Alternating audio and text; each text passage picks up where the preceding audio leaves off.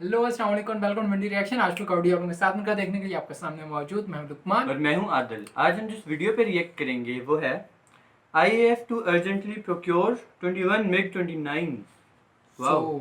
Air force की जो सलाहियत है वो बढ़ाने की आर्मी तरफ जा रही है। इक्विपमेंट्स बाय कर रही हैं कि ये इंडिया ने फ्रॉम रशिया। तो ये जो चाइना इंडिया का कॉन्फ्लिक्ट चल रहा है उसके बाद से काफ़ी सिचुएशन आहिस्ता आहिस्ता सीरियस होती जा रही थी पिछले कुछ टाइम से। बस अब थोड़ा अप डाउन आना स्टार्ट हो गए हैं और मेरे ख्याल से उसी को लेके ये बड़ी हेल्प करेगी इंडिया को ना, हाँ। ये मतलब बहुत अच्छी डील लग रही है। बिल्कुल। और इसके मेरे ख्याल से दो, एक तो ऑब्वियसली इंडियन एयरफोर्स को इसका फ़ायदा होगा, दूसरा इंडिया के जो रशिया के साथ रिलेशंस हैं उसमें भी एक बेनिफिट मिलेगा। अच्छा, ऐसी डील तुमने देखा बड़ी ना लॉन्ग टर्म होती है, कि बड़ी प्लान्ड होती है कि हम इस साल इस टाइम पर ये चीज़ बाय करेंगे।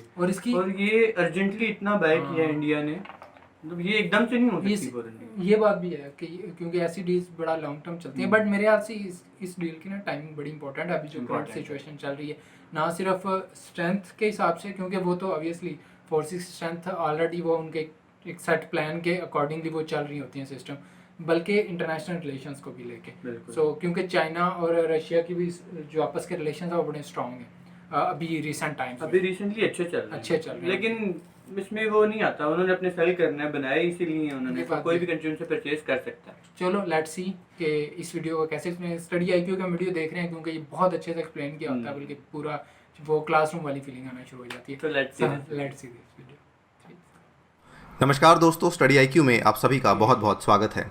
इंडिया और चाइना के बीच में बढ़ती टेंशन्स को लेकर IAF इंडियन एयरफोर्स ने अब अर्जेंटली प्रोक्योर करने का फैसला लिया है 21 मिग 29 को एंड 12 Su-30s को, जो कि सुखोई का ही एक वेरिएंट है, और मिग 29 जिसके बारे में आई थिंक आपको मालूम ही होगा, बट स्टिल हम यहाँ पे चर्चा करेंगे। 21 मिग 29 एंड 12 Su-30s को प्रोक्योर करने की बात चल रही है, बिकॉज यहाँ पर अब इंडिया बेसिकली कोई भी रिस्क नहीं ले सकता with respect to a two front war. एक तरफ पाकिस्तान और एक तरफ चाइना। अब संकेत जो हैं वो काफ़ी क्लियर हो चुके हैं, सिग्नल्स काफ़ी क्लियर हैं कि we should be ready for a two front war if the situation comes to that. So आइए जानते हैं इस पूरी स्टोरी के बारे में। मेरा नाम है अनिरुद्ध। इस लेक्चर की PDF को डाउनलोड कर सकते हैं मेरे टेलीग्राम चैनल से, जिसका नाम है अनिरुद्ध सर, और इंस्टाग्राम और ट्विटर पे भी आप मुझे फॉलो कर सकते हैं। स्टडी IQ की ऐप लॉन्च हो चुकी है। ऐप के ऊपर मेरे द्वारा बनाए गए ये वाले कोर्सेज अवेलेबल हैं, जिनको आप वहाँ पे जाके देख सकते हैं। 1000 MCQs हिस्ट्री और 1000 MCQs पॉलिटी, ये वाले दोनों कोर्सेज आपकी स्टैटिक नॉलेज की एप्लीकेशन को चेक करने के लिए हैं, और ये वाला कोर्स जो है पास्ट ईयर प्रीलिम्स डिस्कशन का, इसमें आप अपने पुराने पेपर्स की डिस्कशन देख सकते हैं। ऑल राइट, सो ये आज सुबह ही कवरेज की गई है इकोनॉमिक टाइम्स के द्वारा। IAF to urgently procure 21 MiG 29 12 Su-30s। अगर हम थोड़ी सी और डिटेल में देखें तो बेसिकली ये जो फैसला लिया गया है, हम अपनी एग्जिस्टिंग स्ट्रेंथ में एडिशंस करना चाहते हैं। जो तो मिग 29 के फाइटर्स होंगे, they will be added to the IAF's 3 squadrons of the type already in service. तो ये जो 3 स्क्वाड्रन हैं उनमें इनको ऐड किया जाएगा, और जो 12 Su-30 MKI फाइटर्स हैं, जो Su-30 MKI फाइटर जेट्स हैं, ये अगेन बता दूं सुखोई के ही एक तरह के वेरिएंट हैं, which will be added to the current order book of 272 fighters, right. So additional fighters likely to be ordered could be manufactured by the Hindustan Aeronautics Limited. यहाँ पर ये वाले फाइटर्स सुखोई वाले जो हैं वो हिंदुस्तान एरोनॉटिक्स लिमिटेड के द्वारा मैन्युफैक्चर हो सकते हैं, बिकॉज जो हमारा कॉन्ट्रैक्ट चलता है रशिया के साथ, उसके अनुसार सुखोई की मैन्युफैक्चरिंग इंडिया में हो सकती है बाय दी HAL। ठीक है। Fighters including 2 trainers expected to be procured at a reasonable price as they have already been partially manufactured in Russia for a previous order which got cancelled. तो ये भी एक अच्छी चीज़ है कि एक तो ये थोड़े से रीजनेबल प्राइस में मिल जाएंगे, बिकॉज ये ऑलरेडी मैन्युफैक्चर हो चुके थे, और ये ऑर्डर जो पहले कुछ रीजन की वजह से कैंसिल हो चुका था, अब ये फाइनली पाइपलाइन में डल चुका है। थोड़ा बेसिक्स को समझ लेते हैं। Amid the India China standoff, Indian air force ने यह फैसला लिया है जो मिग 29 है, they will be procured from Russia through the government to government procurement deal. ठीक है, ये तो आपकी होगी government to government procurement deal, यानी कि इनकी मैन्युफैक्चरिंग वहीं पर होगी और गवर्नमेंट इनको प्रोक्योर करेगा। Procurement will cost around 5000 crore and delivery will start within few years. जो air force is also set to go head with the order for 12 additional Su-30 MKI fighter jets. ये basically बनाए जाएंगे by HAL and probably बनाए जाएंगे at the Nashik facility of Hindustan Aeronautics Limited. Coming to the basics of MiG 29, very very important, यहाँ से सवाल आने के बहुत चांसेस होते हैं। मिग 29 या फिर Mikoyan MiG 29 is a twin engine jet fighter aircraft. ये एक twin engine jet fighter aircraft है जिसकी डिज़ाइनिंग सोवियत यूनियन में की गई थी, developed by the Mikoyan design bureau as an air superiority fighter. तो ये इसकी डेवलपमेंट मिकोयान डिज़ाइन ब्यूरो जो कि सोवियत यूनियन की एक कंपनी है वहीं पर किया गया था। ये एक मल्टी रोल फाइटर है capable of performing a different operations, basically range of air to surface armaments and precision munitions के लिए ये काफ़ी ज़्यादा अच्छा माना जाता है। इनफैक्ट पूरे दुनिया भर में 30 से भी अधिक देश ऐसे हैं जो कि MiG-29 को या तो ऑपरेट करते हैं या ऑपरेट कर चुके हैं आज तक। फर्दर अगर हम देखें इंडियन एयरफोर्स के साथ MiG-29 का जो इतिहास रहा है वो भी काफ़ी ज़्यादा गौरवशाली रहा है। India was the first international customer of the MiG-29।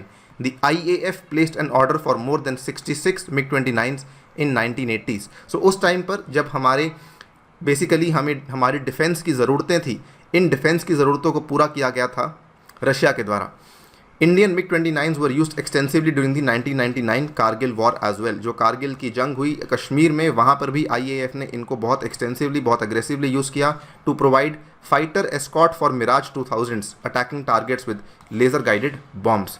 In fact 2005-2006 में IAF ने MiG कॉरपोरेशन को अवार्ड किया एक और contract to upgrade all of its 69 operational MiG-29s जो हमने यहाँ पर पहले बाय किए हुए थे, इनको अपग्रेड करने के लिए दोबारा से कॉन्ट्रैक्ट लिया था। यानी कि हमने अपना भरोसा जताया MiG-29s में और इनको हमने और आगे बढ़ाया। 25 साल के बाद भी हमारा भरोसा आज भी MiG-29 के ऊपर ही था 2005-06 में, और इनफैक्ट इवन आज 40 साल के बाद 2020 में भी हमारा भरोसा जो है वो MiG-29 के ऊपर ही है।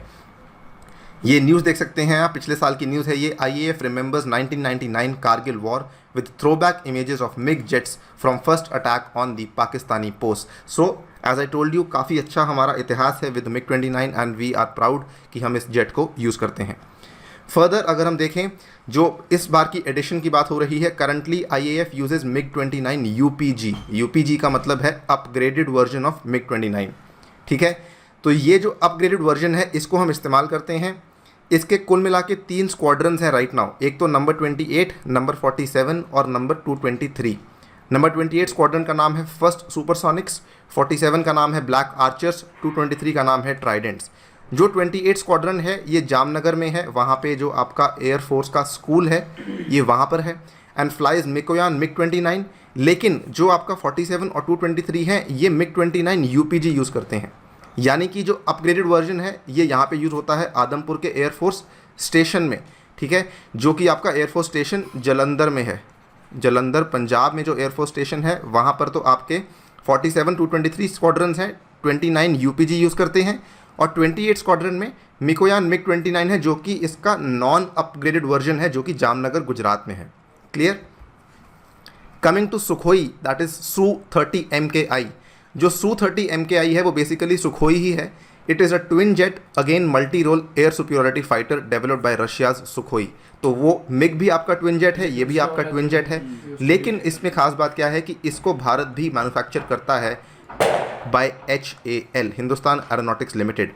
Development of the variant started after India signed a deal with Russia in 2000 to manufacture 140 Su-30 fighter jets। तो इसकी मैन्युफैक्चरिंग बाद में हुई, उसकी मैन्युफैक्चरिंग पहले होने लग गई थी। The first Russian-made Su-30 MKI variant was accepted into the Indian Air Force in 2002। अगर हम सुखोई यानी कि Su-30 MKI और IAF की हिस्ट्री के बारे में बात करें तो IAF uses Su-30 MKI a variant of the Sukhoi Su-30 जो कि एक heavy all weather long range fighter aircraft है। It is expected to form the backbone of the Indian Air Force's fighter fleet to 2020 and beyond। Currently हम already 272 Su-30 MKI use करते हैं लगभग 15 fighter squadrons में। सो इसी को हम और एडिशन करने वाले हैं अपने और स्क्वाड्रंस में। तो ये तो था जो लेटेस्ट न्यूज़ में रहा, लेकिन अगर हम एक बिगर इशू की बात करें तो फिलहाल प्रॉब्लम क्या है कि जैसा कि मैंने आपको शुरुआत में बताया था, we have to prepare for a 2 front war, and when we have to prepare for a 2 front war हमारे पास स्क्वाड्रंस की थोड़ी सी कमी है। IAF की खुद की अपने ही स्टडीज़ के according IAF needs at least 42 squadrons to maintain India's air superiority in case of 2 front war with Pakistan and China. अगर हमें एक स्टेप आगे रहना है in case of 2 front war, हमें कम से कम 42 स्क्वाड्रंस चाहिए। लेकिन आज की डेट में IAF के पास जो ऑपरेशनल स्क्वाड्रंस हैं वो केवल 30 ही हैं। Squadrons of MiG-21 specially are ageing fast and need immediate replacement. तो ये भी एक चिंता का विषय है कि MiG-21 के स्क्वाड्रंस बहुत जल्दी जो है एज कर रहे हैं और उनको रिप्लेस करना और भी आवश्यक बनता जा रहा है। सो ये जो चिंता का विषय है, आई थिंक ये जो अभी लेटेस्ट न्यूज़ आई है ये इस चीज़ को थोड़ा सा एड्रेस करेगा। एट द सेम टाइम एक और अच्छी चीज़ ये है कि जैसे जैसे हम तेजस की बात कर रहे हैं, लाइट कॉम्बैट एयरक्राफ्ट की, इसकी अगर इंडक्शन होती है, लगभग 2 स्क्वाड्रंस ऑफ LCA तेजस आते हैं, this will also give India some chance to achieve full squadron strength by 2030। So 2030 तक हम ये उम्मीद कर सकते हैं कि भारत के पास फुल स्क्वाड्रन स्ट्रेंथ होगी। But at the same time, not getting too much into the issue, I would also like to comment on the thing कि MMRCA जो कि हमारे रफाल की डील है, तो रफाल की डील के लिए भी it is now a good time for the government of India to pressurise France to deliver all the 36 Rafales purchased by the government to government deal on time. So politics को aside रखते हुए इन सब चीज़ों को अगर हम जल्दी करेंगे, बिकॉज नाउ सिचुएशंस काफ़ी टेंस हैं, सिचुएशन काफ़ी सीरियस हैं, और यहाँ पर हमें ये स्टेप्स जल्दी लेने होंगे। गवर्नमेंट क्लियरेंसेस को जितनी जल्दी हो सके हम यहाँ पे इस डील को फाइनलाइज करें। इसी के साथ आपसे विदा लेता हूँ। Thank you for listening. As always stay tuned and stay safe. बड़ी डिटेल में चीज़ें को एक्सप्लेन किया हुआ था। अच्छा, इस सब में जो कुछ था ना वो हर बंदे के लिए नहीं है, मतलब जिन्होंने पेपर पॉइंट ऑफ व्यू से स्टडी करनी है उनके लिए बहुत इंपॉर्टेंट लेक्चर है ये। फॉर एग्जांपल UPSC या किसी और एग्जाम के लिए, इंडिया में काफ़ी सारे एग्जाम्स होते हैं, तो उस पॉइंट ऑफ व्यू से बहुत इंपॉर्टेंट है। लेकिन ले मैन के लिए सिर्फ इतनी सी इन्फॉर्मेशन बहुत है कि उन्होंने 21 न्यू MiG-29 खरीदने हैं और ये SU कुछ खरीदने हैं रशिया से, एग्जैक्टली, जो उनकी आर्मी की स्ट्रेंथ को और मजबूत बना देगा। अभी रिसेंटली हम देख रहे हैं पिछले 1-2 साल से जो सिचुएशन चल रही है इस रीजन की, जैसे इसमें मेंशन भी किया था ऑब्वियसली ये ट्रू फ्रंट वार की जैसे इंडिया बात कर रहा है, तो वो ऑब्वियसली इंडिया में इस बारे में बातें हो रही हैं, क्योंकि अभी रिसेंटली पाकिस्तान के साथ जैसे हालात हुए थे, उसके बाद अब चाइना के साथ हालात हुए, तो ट्रू फ्रंट वार उनके लिए, उसके लिए प्रिपेयर होना ये बहुत बिल्कुल अच्छे इस पॉइंट ऑफ व्यू से सोचना बिल्कुल वो बनता है। बट उसकी तरफ ऑब्वियसली वो सारी प्रिपरेशंस चल रही हैं, बट हम हमेशा वही बात करते हैं कि ये सारी सिचुएशंस जो बन रही हैं और कंट्री प्रिपरेशंस भी करती हैं और वो कंट्रीज़ को करनी भी चाहिए, ठीक है, दैट्स गुड, क्योंकि एक आपको पावर बैलेंस रखना पड़ता है पीस को मेंटेन करने के लिए, तो वो बात ठीक है। बट हमें हमेशा ये कोशिश करनी चाहिए, अपना पॉइंट ऑफ व्यू हमेशा टुवर्ड्स द पीस रखना चाहिए, क्योंकि एक जब भी सिचुएशंस बड़ी सीरियस होती हैं तो हम देखते हैं कि एक बहुत बड़ी तादाद में लोग बड़ा अग्रेसिव हो जाते हैं टुवर्ड्स वार। एक इमेज सोशल मीडिया पर नॉर्मली देखने को मिलता है, एक बहुत बड़ी तादाद में लोगों का एक इमेज बड़ा सपोर्टिव टू द वार शुरू हो जाता है, तो हमें उस पॉइंट ऑफ व्यू को सपोर्ट नहीं करना चाहिए। हर कंट्री को अपनी जितनी जो स्पेशली इस रीजन में जिस तरह के डिफरेंसेस हैं कंट्रीज़ के दौरान, उसके बाद हर कंट्री अपनी प्रिपरेशन करता है अपने पावर बैलेंस मेंटेन करने के लिए, वो उसे करनी भी चाहिए। ये चीज़ तो लोगों के लिए ना कि मतलब उन्हें अपना पॉइंट ऑफ व्यू वार से थोड़ा साइड पे रखना चाहिए, लेकिन आर्मी जैसा नहीं सोचती, उनके लिए वार जो है वो इमिनेंट है कि मतलब ये होनी है। ऑब्वियसली उनका तो ये पॉइंट ऑफ व्यू उनको तो करनी चाहिए ना, उनका काम वो ही है। प्रिपरेशन फुल रखते हैं चाहे वार हो या ना हो, बिल्कुल, लेकिन worst to be prepared for the worst. Exactly, तो वो तो ठीक है, वो तो उनका काम है और उन्हें करना भी चाहिए। हर कंट्री के सर्वाइवल के लिए एक स्ट्रॉन्ग डिफेंस सिस्टम बहुत ज़्यादा ज़रूरी है और उसमें तो दो राय नहीं है, हर कंट्री अपनी वो बेस्ट करता है। बट पब्लिक लेवल पे आपको हमेशा सपोर्ट टुवर्ड्स द पीस होनी चाहिए। अगर ऐसी कोई सिचुएशन खुदा ना खास्ता होती है तो obviously you have to stand by your country no matter what situation it is. But अगर इस तरह जैसे अभी इंडिया और चाइना को लेके कंडीशन बड़ी सीरियस होती जा रही है, तो उसमें हमारी एज ए पब्लिक हमारा जो सपोर्ट होनी चाहिए वो ये होनी चाहिए कि पीसफुल रहें चीज़ें, और जो भी इश्यूज हैं वो टेबल टॉप के थ्रू। अब इसमें ना दो थ्योरीज आ जाती हैं कि पीस की तूने बात की है तो इसलिए मैं शेयर कर रहा हूँ। लोग ये मतलब ये दो थ्योरीज आ जाती हैं, उसमें एक थ्योरी कहती है कि अगर हम पीस की बात करेंगे मतलब वॉर नहीं करेंगे तो पीस होगा और सिर्फ दूर दूर रहेंगे पीस हो जाएगा। दूसरी थ्योरी कहती है कि हम जंग के थ्रू पीस अचीव करेंगे। It is a very relevant theory कि जब तक जंग नहीं होगी तब तक पीस नहीं होगा।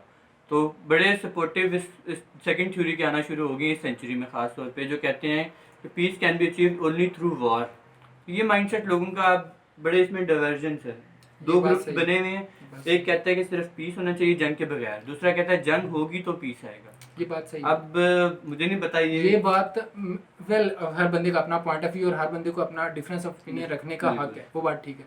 बट इस चीज़ पे जो मेरा पॉइंट ऑफ व्यू है, ये बात वैलिड थी जब तक वार्स होती थी तलवारों के जरिए या जब तक न्यूक्लियर वेपन्स नहीं आए थे, ठीक है, जब तक इतने डेडली वेपन्स नहीं आए थे, या जब एक ओपोनेंट स्ट्रॉन्ग और एक ओपोनेंट बहुत वीक होता है, तब तक ये चीज़ें बड़ी वैलिड होती हैं कि आपके मसले चल रहे हैं और एक स्ट्रॉन्ग ओपोनेंट वीक ओपोनेंट को टेक ओवर कर लेगा और मामला ख़त्म हो जाएंगे। बट जब इतने डेंजरस वेपन्स, इतनी बड़ी बड़ी पॉपुलेशन आपके बिहाइंड पे, और दोनों के जो डिफेंस सिस्टम्स हैं वो इतने स्ट्रांग हों या इतने डेडलीस्ट वेपन रखते हो, तो तब ऐसा कहना बेवकूफ़ी है। क्योंकि इन केस इस तरफ बात चल पड़ती है प्रैक्टिकली, जो आई होप कि कोई इतना पागल नहीं है कि इस तरफ जाने के बारे में सोचे, तो आप कैजुअलिटीज़ का अंदाज़ा लगा सकते हैं। एंड रिजल्ट आप प्रेडिक्ट ही नहीं कर सकते कि what would be the end result, या क्या जो ये सोचते हैं ना कि एंड रिजल्ट क्या होगा, वो न्यूक्लियर को जहन में रख के सोचते हैं। उसमें एक और चीज़, न्यूक्लियर वॉर इज विनेबल, ऐसी थ्योरीज आ रही अच्छा, हैं। अब न्यूक्लियर वार, फिर अगर बात उस स्टेज तक पहुंचेगी तो क्या आप उस वार का सर्कल कंट्रोल कर सकते हैं कि उसका एक्सपेंशन कहाँ यही तक तो बातें जाएगा? हो रही है ना कि मतलब अगर ये कंट्रोलेबल है तो लोग लड़ेंगे। लेकिन वो controllable, how could you do that? जिस तरह की करंट ढूंढ रहे हैं ना वो लोग। अच्छा, ये इस पे बड़ी रिसर्च चल रही है कि ये बात न्यूक्लियर वॉर सही को है, ये बात कैसे सही win है। किया न्यूक्लियर जाए। वार में अगर वो कंट्रोलेबल हाँ। हो उसका फ्लो, तो ऑब्वियसली इस पे रिसर्च चल रही है अभी। तो ये जो हम न्यूज़ देख अच्छी रहे हैं ना, रिसर्च है, good। सीरियसली बड़ा लोग इस पे साइंटिस्ट सही चल है। के काम कर रहे हैं। ये जो न्यूज़ आई है ना कि इंडिया ने इतनी चीजें परचेज की हैं, ये एक थ्योरी है बैलेंस ऑफ पावर को, ये मेंटेन करने के लिए बैलेंस ऑफ पावर। ये यूज पता नहीं हो ना हो, लेकिन एटलीस्ट रिकॉर्ड्स में आ गया कि इंडिया की मिलिट्री पावर में ये चीजें ऐड हो चुकी हैं। अच्छा, एक मूवी का मुझे लाइन याद आ गई जब ये चीज़ें मैंने देखी कि कहते हैं अगर अमन चाहते हो तो जंग की तैयारी करो। तो अच्छा, मैं पुरानी ये बात वही बात है। कंप्लीट कर लेता आपने। हाँ, खैर कर अब चली गई, अभी बीच में कर लो अमन वाली बात पर आ गए। ठीक है, तो दोबारा एंड रिजल्ट यही है कि पीस रहना चाहिए, और हमें वॉर वाली जो रियलिस्ट अप्रोच है कि वॉर होगी तो पीस होगा, उसकी तरफ नहीं जाना चाहिए। तो idealism, you have your own opinion, और हर बंदे का अपना ये डिफरेंस फिलहाल ओपिनियन रखने का की हक है। और ये मैं इसलिए कह रहा हूँ क्योंकि हमारे अंदर बर्दाश्त बड़ी कम है, हम डिफरेंस ऑफ ओपिनियन एक्सेप्ट नहीं कर सकते अनफॉर्चुनेटली। हर इंसान को डिफरेंस ऑफ ओपिनियन रखने का हक है, और आपको दूसरे के ओपिनियन की रिस्पेक्ट करनी चाहिए, आल्दो यू डोंट एग्री। जैसे I don't agree with him, but मैंने तो ओपिनियन दिया ही नहीं, मैंने थ्योरीज बताई हैं अभी तक। मेरा ओपिनियन मैं जनरली बात कर रहा हूँ जिंदगी को लेके, मतलब बहुत सारे मामलात को लेके, बट आपको आपको डिफरेंस ओपिनियन की रिस्पेक्ट करनी चाहिए। यार ये वीडियो बहुत लंबी हो रही है, काफ़ी ज़्यादा डिस्कशन होगी इस टॉपिक को लेके। आप लोग इस सारी सिचुएशन में अगर कुछ ऐड करना चाहें तो नीचे कमेंट करके बताएं। कोई वीडियो आप चाहते हैं हम देखें तो उसका लिंक दे दें। See you guys next video, till then take. और हमारा दूसरा चैनल भी है, वो भी सब्सक्राइब करो, लिंक मिलेगा। बाय।